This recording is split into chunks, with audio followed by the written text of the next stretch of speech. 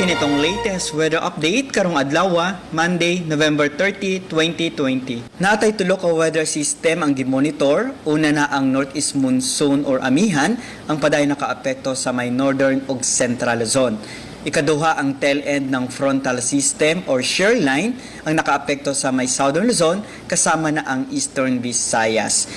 Ug ang ikatulo ang low pressure area na nakasulod na sa atong Philippine Area of Responsibility kagabi. Ganihang alas 10 sa buntag ang sentro ng low pressure area na anas sa 850 kilometro silangan ng Giwan Eastern Samar.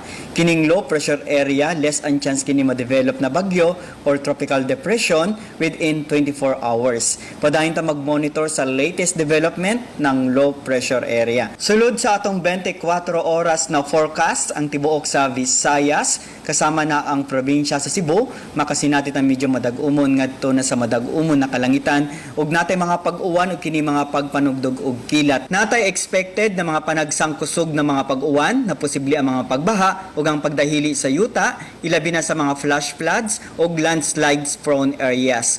Padayon ta mag-monitor sa atong mag-i-issue na thunderstorm advisories ug sa heavy rainfall warnings. Ug para sa atong mga dugang detalye, bisitaha atong mga official social media accounts.